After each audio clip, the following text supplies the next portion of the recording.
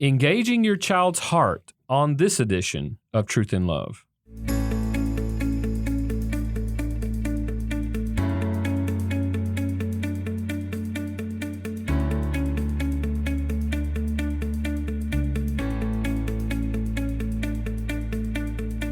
I'm Dale Johnson, and you're listening to Truth in Love, a podcast of the Association of Certified Biblical Counselors, where we seek to provide biblical solutions for the problems that people face. Today on the podcast, I am delighted to have with me a frequent guest on the podcast, Dr. Sam Stevens, who's our Director of Training Center Certification.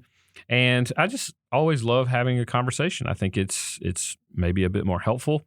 And today, I want to introduce you, if I can, to a new curriculum that we have. We are really excited. This has been something that's been in the works for a couple of years. Our new curriculum is devoted toward high school students, those who are in Christian schools, even in public schools or homeschooling. We've built a curriculum that's based around the fundamentals of biblical counseling. Part of that has to do with wanting to give a biblical perspective on things regarding the social sciences that your kids will encounter in school, and we want to provide a biblical alternative to that so that people can understand the context of what gets categorized often in secular psychological areas, and then challenge your children to think biblically about these types of issues. But what I want to do first is I want us to discuss the importance of this type of curriculum and your children engaging in these types of ideas or these types of problems that they're going to face. I find it interesting consistently that so many people ask these very difficult questions about parenting. And listen, parenting is very difficult. Parenting is not easy. If you want to be sanctified, become a parent. That's one of the ways that the Lord uses to challenge what we think we might have under control, or it is difficult work. And so I don't want to minimize that fact, but the Bible has so much to say about the way in which we shepherd and engage the hearts of our children. One of the things I fear, Sam, however, is that the way sometimes in which we approach these issues is sometimes we have a tendency to want to, there's so much evil around. And there is, but we want to shelter our children. And is sheltering our children to a certain degree okay? Yes, but I think it misses some of the points. And so when we think about this issue of sheltering, that was a dominant sort of parenting style, specifically among believers in the 70s, 80s, 90s even, is we want to just keep our kids from all things that are evil. There's a problem with that, is that the Bible says that our kids are born wicked. They have evil that's within them. They are sinners. They naturally tend toward sinful dispositions. And without the grace of Christ, they will continue in that way, just like you and I did, and still do to some degree. And so, Sam, I want us to talk about this issue of sheltering, but I want us to put it in context of what I see the scriptures saying in places like Proverbs 1 and other areas, shepherding versus sheltering. How do we think about shepherding in this context and making parenting something that's proactive, right? We often think about it in terms of like being defensive. I want to keep my kids from this, and then they'll turn out okay. That's very defensive in parenting. The Bible says to be proactive in the way in which we engage our children. I think to launch into this, just to reiterate first off that we're so grateful for the grace of the Lord in parenting. As we talk about this, my wife and I are fairly early in the early days of parenting. I have a 5-year-old, a 3-year-old, and a 6-week-old. And so we're in our early years. And you're you and Summer are a little bit further down the road than we are. You have young kids, but you've got, one about to start college soon. Mm-hmm. But in the midst of all this, I think just to kind of set the whole landscape here is just first off, thanking the Lord that He is with us in every aspect of our Christian walk, and that includes parenting, because I don't think you ever feel fully equipped to be a parent until the Lord blesses you with a child, and then He gives you the grace to do that.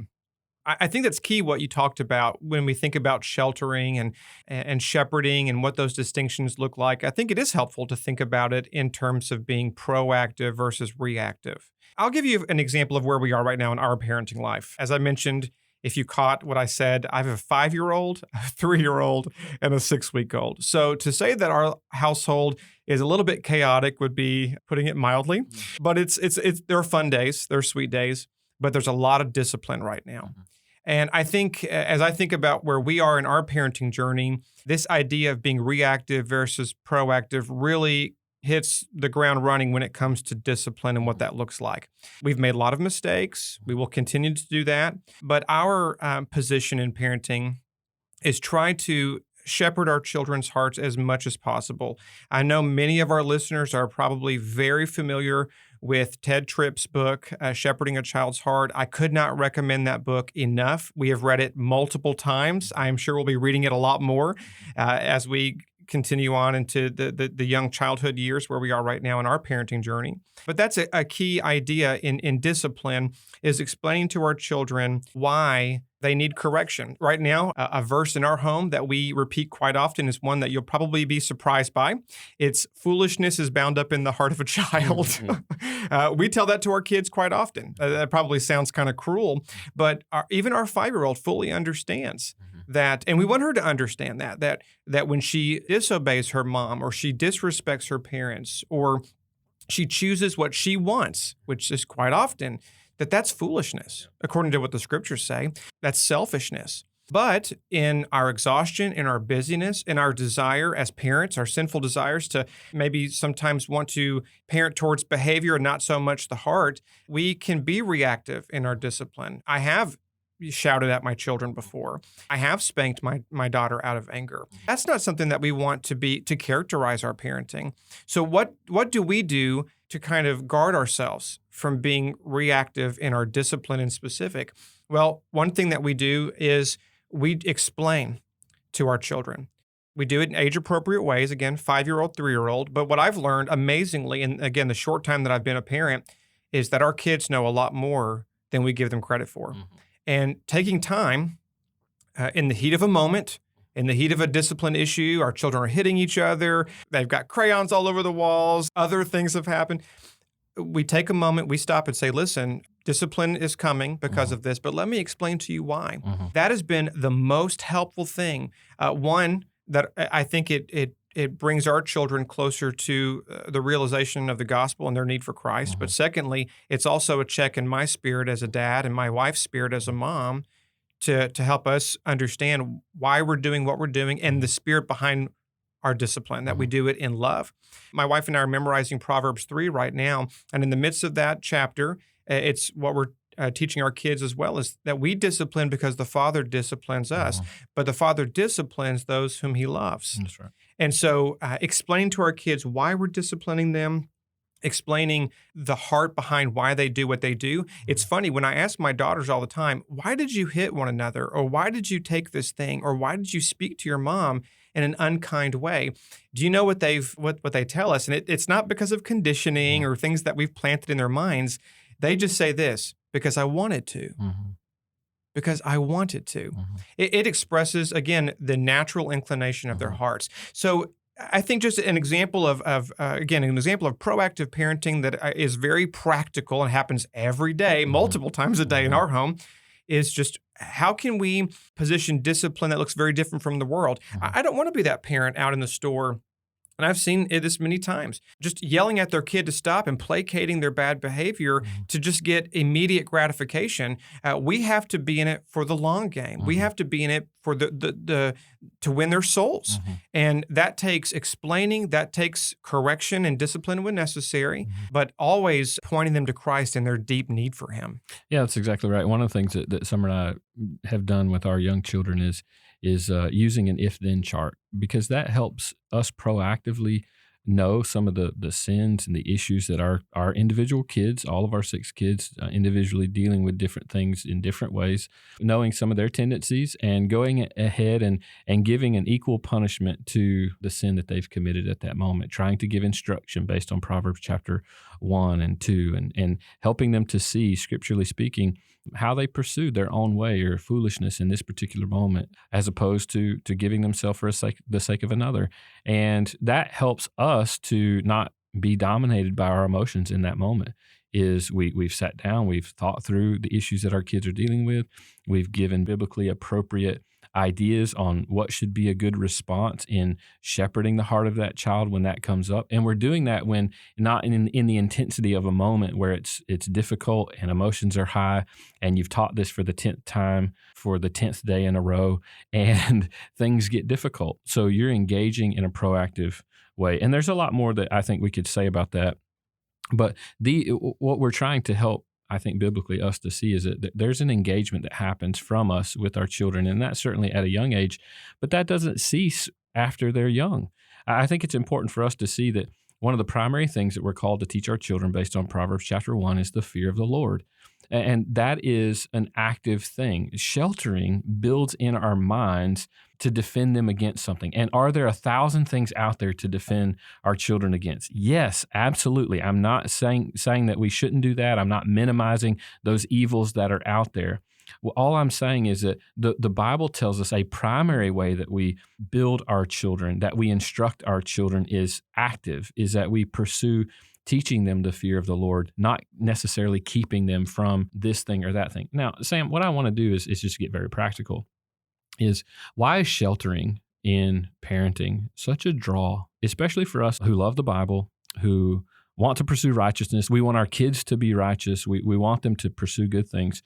Let's talk about some of those things out there that are scary to us. And the culture is consistently growing.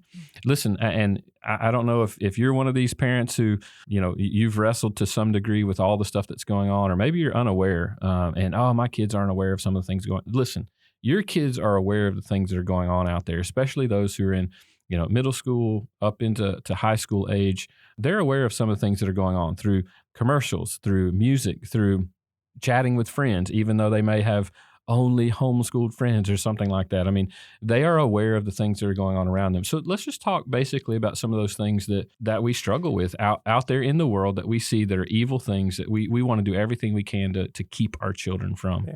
Well, I'll tell you, before I became a parent, I told myself I will never be that parent, out the helicopter dad, right? Oh, never. That is so wrong. I trust the Lord. I'll never do that. And then I had kids. And I don't want anything to touch them. If I could, I feel like I would. I'm going to put them in a bomb shelter underground, and you'll be released when you're 30, and it'll all be good, and it'll be fine.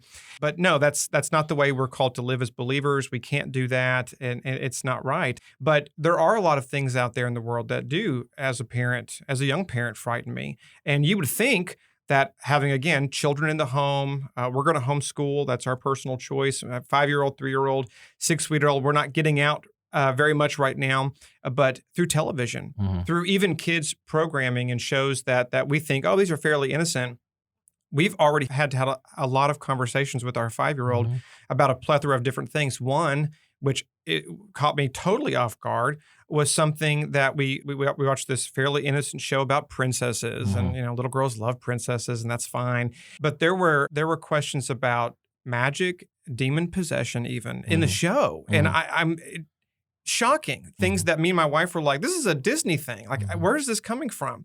My daughter is very sensitive to things like that, having nightmares. Another thing is sexuality in shows nowadays, even in these shows that come on PBS or these, we don't have cable. I mean, we're just getting free programming. Same-sex couples in children's shows. I didn't realize how on top of that I had to be as a parent. I thought, this is pretty innocent. Sesame Street. I grew up on Sesame Street. But the culture is indoctrinating our children in very seemingly innocent ways, but it's got a very clear message. And my daughter's very aware of those types of things. Yeah. She brings those things up. So she sees it.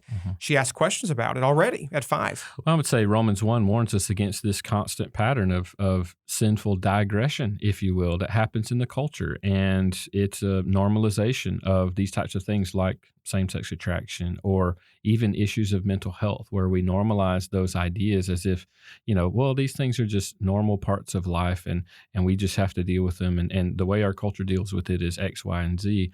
And, issues of sexuality that go beyond same-sex attraction. I was reading an article last night about demisexuality and different types of sexuality that our kids are being faced with, as if they have questions they have to answer regarding these things. And here's the thing that I want to warn us about relative to sheltering. is sheltering does not help us to pursue teaching our children wisdom. I think shepherding, or sometimes I use the word censuring. What I mean by that is the way that a person grows in wisdom is through the fear of the Lord, learning to discern good and evil from God's perspective. Now, I understand that there are age appropriate times that I want to introduce my kids to certain things, or that I know they're going to experience certain things. There are certain times at age appropriate places where I say, no, I don't want them to encounter this type of evil. But as they grow older, they will encounter evil. And I have to help them to think thoroughly through that. So as they live life, a part of the Deuteronomy 6 model is to teach and engage them as they experience life. Why? So that as I engage them and I shepherd them, I shepherd them to think through the lens of the fear of the Lord about that particular issue, whatever it is. This is how God sees this, so that it's in the proper category of good and evil. Remember, if they're born into foolishness, how are they going to interpret these things? They're going to start to call things good that the world says is good. And we know that that's moving in the opposite direction of what God says. And so it will normalize sin. It won't build a conscience that's against the things of the world or against sin. So when they commit sin, there's no conscience of guilt or shame before a holy God. So our job is to help them to engage life, not shelter them completely, especially as they grow older, to engage the issues that they're facing around them. For what purpose? Hebrews 5:14, I want to make them wise so that they are able to discern good and evil. That's exactly what Solomon says for us to do with our children, is to instruct them primarily in the fear of the Lord. And then he goes on to describe, hey, son, don't follow after that adulterous woman. She's begging you to and enticing you to come with her, but that's evil according to God's sight. And this is what is good, to pursue this way or that way. And that's what I think we're called to do as parents. So why did we do this curriculum? Well, we want to help you, give you a tool to engage these types of very difficult issues. For example, one of our books that we're using in this high school curriculum is Counseling the Hard Cases. And in there, you're going to discuss issues like OCD. This is a common part of our culture, language that's a part of our culture. We want our children to think biblically about that. We want to engage them actively.